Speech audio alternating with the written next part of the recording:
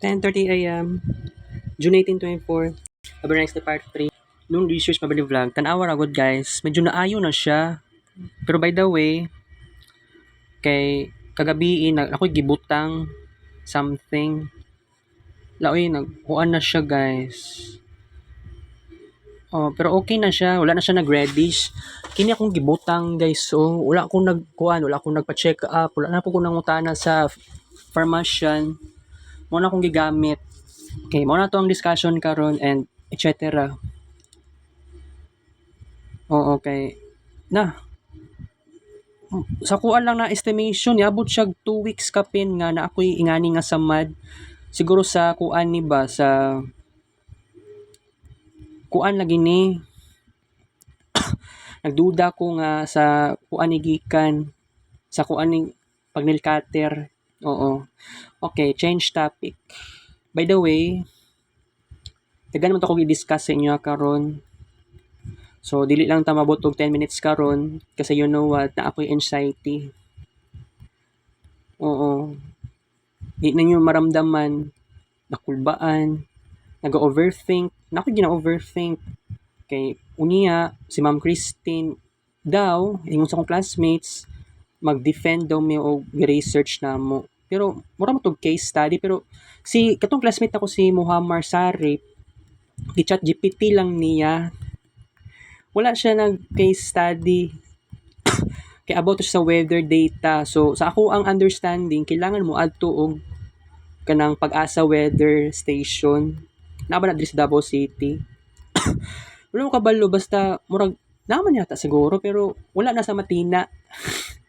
Kaya sa Matina, sa Shrine Hills, puro mga radio station and TV stations ang nakita na ako usually. Pero kung Pag-asa na word, wala pa ako kakita dito sa mismo sa lugar sa shrine. So nakulbaan jud. Actually, dili man sa kulba, wala man ko nakulbaan na naramdaman. Kini lang yun na si Sarip kay gi-chat GPT pa niya. Gipas ako na lang yun gi-copy paste gikan sa iyahang MS Word. Then gikuan na ako giusab ang fonts tapos mga data something.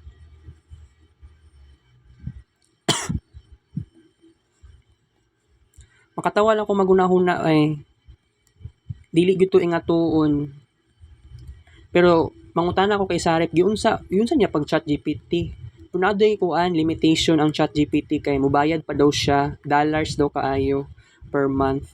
Maong na limitation ang iyahang chat GPT. Last year dili man mangwartahay ang chat GPT no.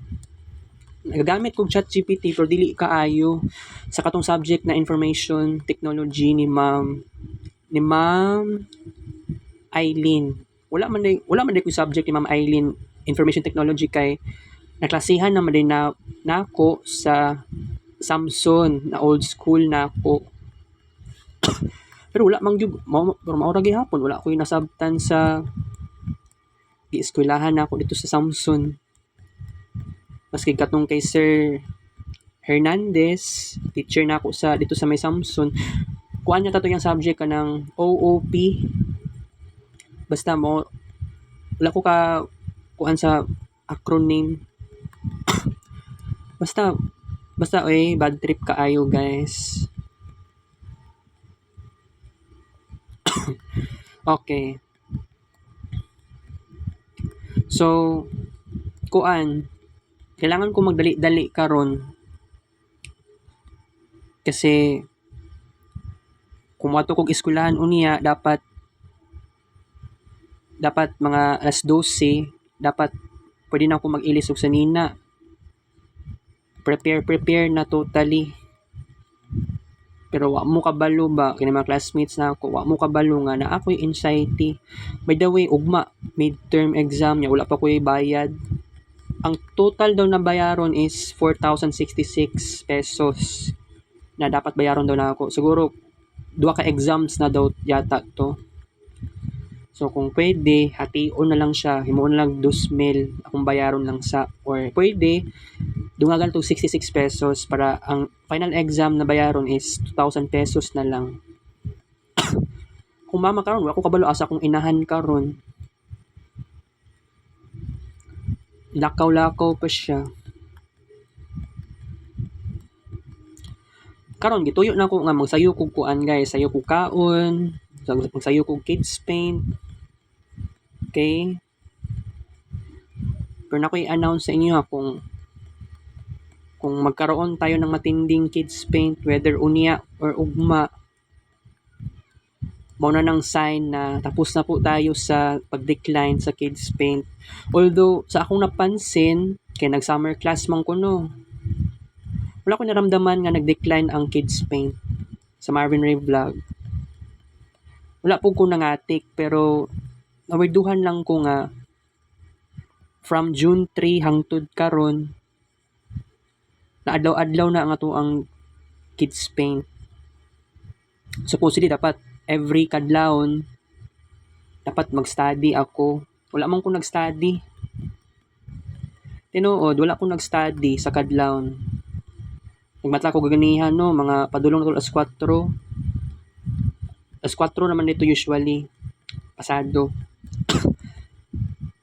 Nagkuan ko, nangihi, unya, nag-cellphone. Wala ko nag-laptop, wala ko nag-study. Pero gimove ang exam, gimove ang petsa.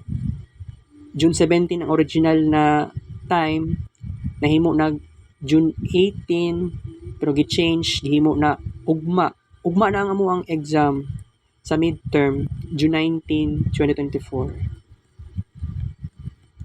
Pero makulbaan man ta syempre nya nagbayad tag maayo ang kini nga kuan mura raman ta nag MTAP kay isud kaayo. Wala kay nako naagian ng research. Kay wala ko nag serious sa ato nga time, wala ko nakibagay sa ako ang classmates grade 11 and grade 12 na mi thesis ato nga time. Pero lami kay ibalik sa dati, pero ambot mas mulala pa ko ang anxiety. Ayaw na lang.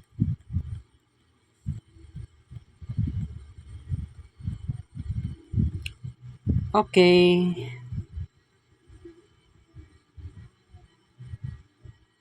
Gamay na tong oras, no? Gusto ko mag-extend, pero ayun na lang sa Kids Paint last session.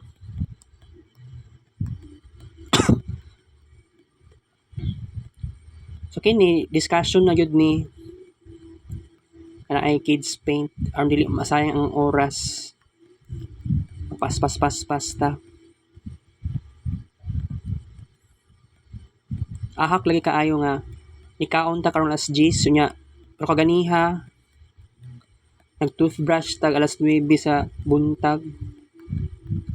Lain kay kung panlasa sa gikaon na ay menthol sa maramdaman ang ginhawa ba, menthol sa Alert toothpaste. Nagwonder ba mo kung na-enjoy ba nako ang summer class? Ang maingon na lang gid nako, may nasa sugod kay okay pa ko sa sugod, pero tungod sa wa gyud klase last week and then kagahapon wala pa gyud klase. Murag giganahan na gani ko mag-online class, giganahan na pug ko mo pundo og balay. Pero katong time nga na lipong-lipong ko atong last Saturday bayata to. Na trauma ko ato ay yatay abi na ako kamatunon ako simbak ko. Amaw lagi kaayo guys. Pero na-survive man gyapon ako. Nakainom kog sanggob yon Sabado sa hapon and Domingo sa buntag. Okay? So mula to tong discussion karon kay kailangan na to limitation. So kusudi dapat walay limit diri sa Marvin Ray Vlog. Sige lang, okay lang yan. Kung mama nilakaw, ito siya ni Adto. Alright, okay? So, ito guys, so sorry kaayo, gamay lang natong oras karon. kini kay ako ning butangan og katong tambal. Kita sa vlog, ka I love you, 10:40 AM.